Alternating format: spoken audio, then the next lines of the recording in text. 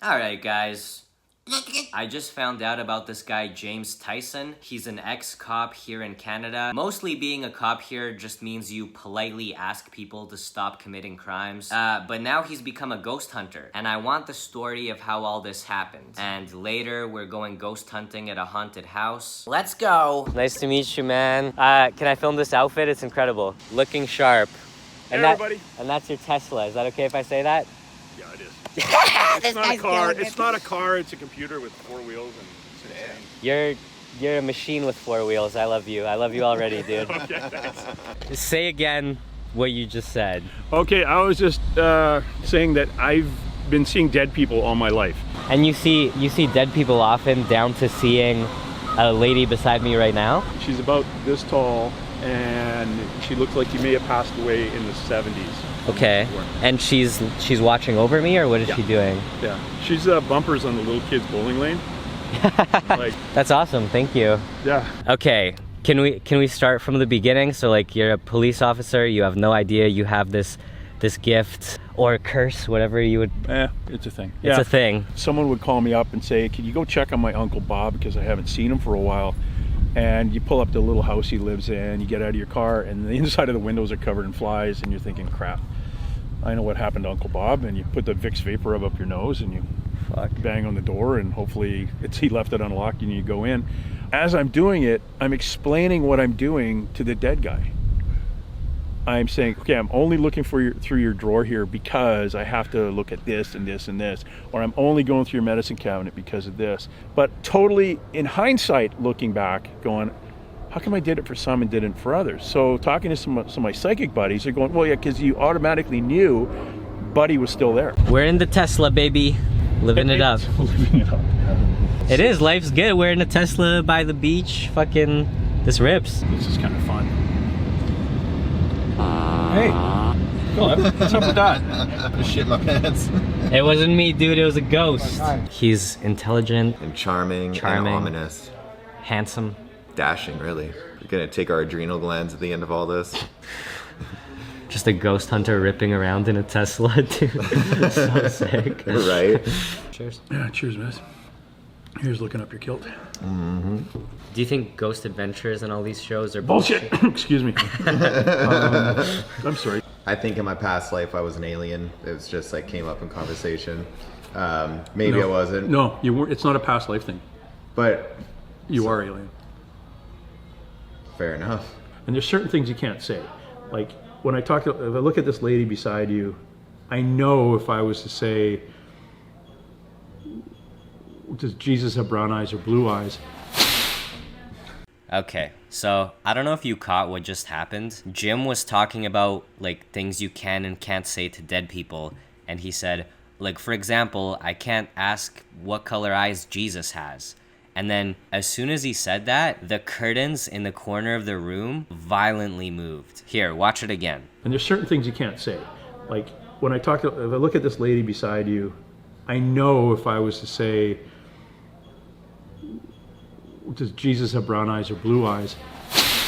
Now, you guys gotta remember that what you're watching is heavily edited. I have like an hour of footage of us just sitting here with this guy talking. At no other point in the hour is there ever a sound from the curtains. I don't even think it was windy that day or anything. And that wasn't even like a small gust of wind would like make the curtains move a little bit. That was like somebody like pushed the curtains. Like you heard it. It was like loud.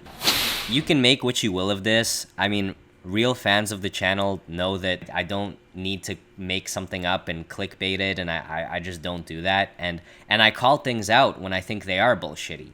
But this was a really weird moment, I think. And I'm not saying it's like proof that ghosts exist, but yeah, I thought it was pretty weird. Anyway, moving on. Becca. Okay. So didn't like that question. they do not. There's rules. You do not answer that question. They look at me and just shake their head. It's like, can you communicate with her? I can see her and she gives me hand signals. She's doing this. Just so this is a hand signal for being on path. So you are on path right now. You've still got some stuff. She's doing this, which means you got to let go of some stuff. Which is everybody does. This is a very common one. It means you have to work on yourself. I don't tell people that anymore when they do that. Like when they show me this, it'll come up in the conversation, but everybody has to work on themselves. So like that's Pretty redundant. yeah, that's one of those woo-woo things where I'm not really a psychic. I've read in the crystal ball that you have to work on yourself. Mm-hmm. So But she is doing that? no, she's not. Okay, a little bit. But she just, that's funny. She's laughing. All right, I'm here outside the haunted house. Brett couldn't make it. I'm super scared. I don't want to do this alone. There's really no winning with a situation like this because if I don't get any ghost footage or any crazy footage, it's a boring video. And if I do get crazy ghost footage, everyone's gonna say it's fake. So either way, I'm hooped. But hey, I'm still here to give you the content, my bucko. I always will be. I thought I didn't believe in ghosts, but I don't know, man. With how scared I am right now, maybe I believe a little bit. You ever try to find a house in the dark and you can't see any of the house numbers and you're carrying like a ton of stuff and you're scared because you're going ghost hunting? I forgot if it was the left or right side of the house. I was just about to... Nice to meet you. What's your name? Rocky. Here, I'm gonna switch to my actual camera. Okay, you got the whole... Is this the ghost hunting kit? 4-channel, really, really good at picking up audio. And I've got a number of things that have infrared light. Can I film you? Sure. So your basement is haunted AF? What's going on? Hi, Philip Solo TV here, editing the video. I want to apologize for using the phrase haunted AF. It's not gonna happen again. This particular person has come to both myself and my daughter while we're sleeping, yelling at us, like my name. So she knows Jesus. my name. There's rules, allegedly, on the other side, where if you say, hey, you can't come home with me, they won't come home with you. Mm. Yeah, they'll come home with you when your energy's good and they think, oh, I can tag along with this guy, this is going to be fun. Yeah. I brought home a 17-year-old kid who died day 2 of the Battle of Gettysburg. Jesus. And all he was fascinated with at my house here, the refrigerator. You should have showed him Breaking Bad. Breaking Bad, yeah. Can I see where the woman approached you guys? I was just sleeping right here. Yeah. Oh, damn, your room rips. Her den, her goth den. Nice. I don't even know what she is. Damn, you guys both have She's such alt. dope rooms. She's alt. You're a little thanks. bit alt. Vintage alt. Vintage. I was emo before it was ever cool. Republic of Gamers. Okay, maybe I play games. What games? I was on a Call of Duty clan for about 6 years back in the day. You're so cool, dude. I recently got really into the kinks. You like the kinks? Kinks are great. Lots of mindless self-indulgence. I love mindless self-indulgence. Oh. Do you agree that My Chemical Romance are the emo kings? It's not sweeping channels. Don't give me that face of you don't agree. Have you heard The Black Parade?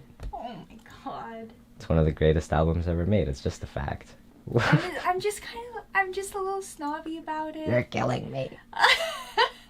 So to provide context, you're gonna Zoom call this psychic you work with in Washington. Yep. Who can give us more information about the dead woman? Yes. I am what they would consider a natural-born psychic medium. I just grew up seeing dead people. I am a witch. Okay. I am a high priestess. I don't know how to put this, but Jim told me that you've died 5 times. Is that true? Yeah. I like the sound of a flat line. What can I say? Jeez. That Jim has told me very specifically. James has told me I'm not allowed to die anymore. So. Aw. No more flatlining for me.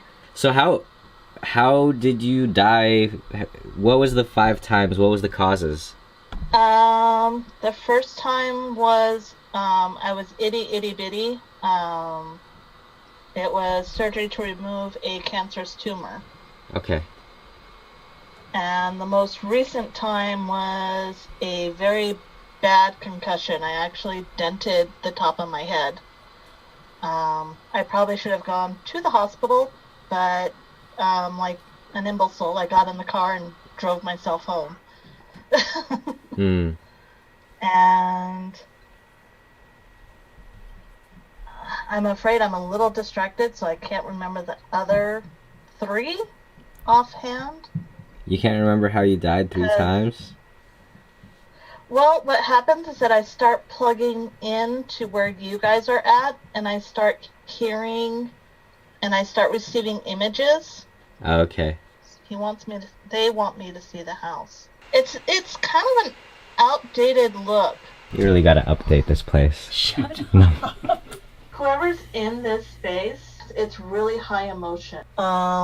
There's someone coming in to help me sort this out a little bit. He's saying to say hi, baby. Hi, hello, baby. Baby girl, baby doll, baby girl or baby doll, baby something, baby doll. Baby girl? So baby girl is what I'm waiting for, but I hear baby doll because she looked like a doll, but it's baby girl. It's my grandpa. He called But me Raggy. baby. Where is that person right now? By you. To your left, just behind you, kitty corner. My great grandma Violet passed away she had dementia, but She is nodding, and the room around you just went bright purple. oh, okay. So, Okay. Hi, Violet. At least I know who it is now. And so, if she's ornery and being kind of a bitch, that's okay. I know who it is. so I'm on the astral plane right now. I'm kind of going from corner to corner to corner to corner, building up kind of what I would call a golden wall. I'm going to ask Papa Lepa, you may know him as St. Peter, for permission to open these doorways and for his guidance. We ask all the souls to come from whatever direction they are coming from and to gather here at the crossroads. Do you give her permission to cross, Rocky? Yes, of course. Can you live without her? I can live without her. Rocky, do you forgive her and can you let her go? I forgive her completely and let her go. She's in the light. She's in the light. I see her spinning now.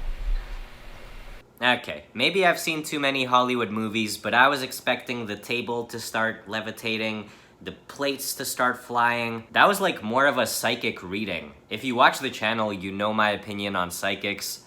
I'm just gonna leave it at that. What I actually find far more interesting is the ghost hunter himself. I've been thinking about this a lot, and I think he just loves being a detective and getting to the bottom of shit. And it's like, once you retire and you can't do that anymore, what do? So he started ghost hunting because the thing with ghost hunting is it's a case you're never gonna get to the bottom of. You're always gonna have more questions. He even told me that himself at one point. So they have some sort of like teleporting? I have no friggin' idea. Yeah. I don't know. It's like, here's another question mark to put in your question mark bag.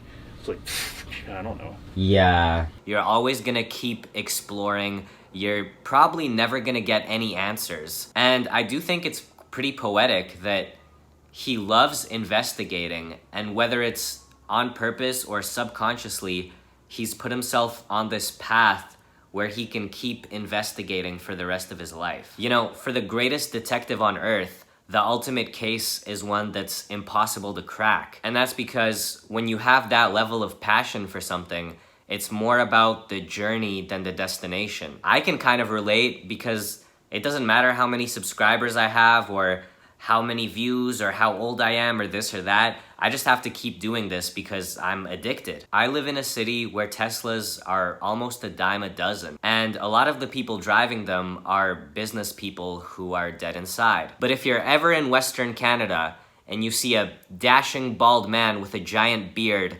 sitting behind one of those beasts, you better believe that that man is very much alive, and you better believe he's on the case. Love you guys. Peace. Alright, hope you enjoyed the video. Follow me on Instagram right here. Also, thank you so much to my patrons, AK, Lap, and Stefan. If you want a shout out like this in a video, or if you even want a Skype call with me sometime, the link to my Patreon is in the comments and description. Also, I'm getting rid of a whole bunch of merch at the end of the month, so if you like any of these designs, or if you've been slacking on buying merch, fucko, here's your chance. Enter the code SCOOPOctober at checkout, and you'll get, drumroll, 25% off any of those designs I just showed. That's the code SCOOPOctober for 25% off. I was gonna do Scooptober or something, but it seemed confusing. I don't know. Anyway, link in the comments and description for the merch as well. And I love you, and thanks for watching. That's me clapping for you that you made it this far. Have a good day. This guy gets picked up for robbing the local 7-Eleven with a knife. Kind of knew he was a junkie because when we interviewed the store owner, we said, well, have you seen this guy before? Oh yeah, he just lives in an apartment over there. This is his name. I went, oh, okay. Yeah. So he was hurting for money to that point. So when I picked him up, so I'm watching the interview from another room on a TV monitor, and the policeman's in there yelling at him, "We got you on video. We know you did it. You have to confess." And I was like, dude, like for the game 5 minutes, I went in and I said, no, you go watch. And I walked in and said, "Hi, my name's Jim. I'll be your policeman today." Which I used to always do when I was up north too. Get some big drunken Yahoo screaming and go, "Hey, my name's Jim. I'll be your policeman today." And it totally diffuses it. Well, I walked in, and again, this is all hindsight looking back. And this guy couldn't have been at that point in his life any lower. Right. He wasn't sure if he was ever getting out of jail. He didn't know where his next fix was coming from, which was probably a priority at that point. And he just got yelled at. And the guy's about 50 years old. And he's sitting like this, like that. Well, I sat down beside him, and my first question was, "How long you been using heroin?" He started telling me his life story. In probably about 15 minutes, he was writing an apology letter to a bank teller in a bank that he robbed that we weren't even talking about. And he hadn't admitted robbing the bank yet. Holy shit. So he admitted eventually to robbing 4 banks and a couple of stores. So we were almost both of us in tears. I said, "Do you have any family?" And he said, "Well, I have a brother. He works in the docks. I haven't seen him for like 15, 20 years because of my addiction." I said, "Would you mind if I gave him a call? Because you're obviously not going to be living where you were squatting at some broken down apartment." So I called his brother, and his brother was just beaming. His younger brother said, "Oh, I haven't seen him for such a long time. Of course, I'll come down, pick him up right now." And instead of holding him in custody, which is kind of common for bank robbers and robberies, I said, "Okay, I'm going to let you go home with your brother."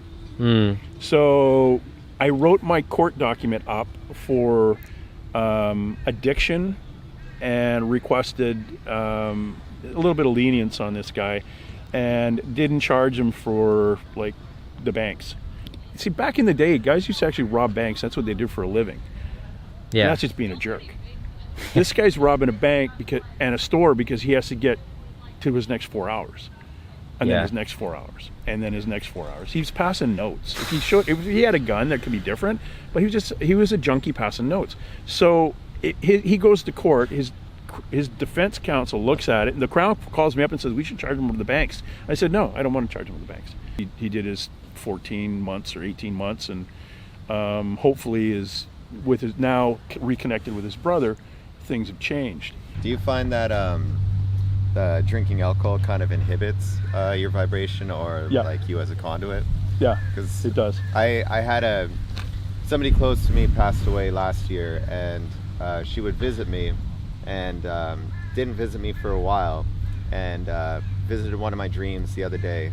And I was like, "Why has it been so long? Like, I really missed you." And she was just like, "You've been drinking too much. Like, I can't get to you. Yeah. You know, I want to visit you. It's your fault. I can't get to you like this."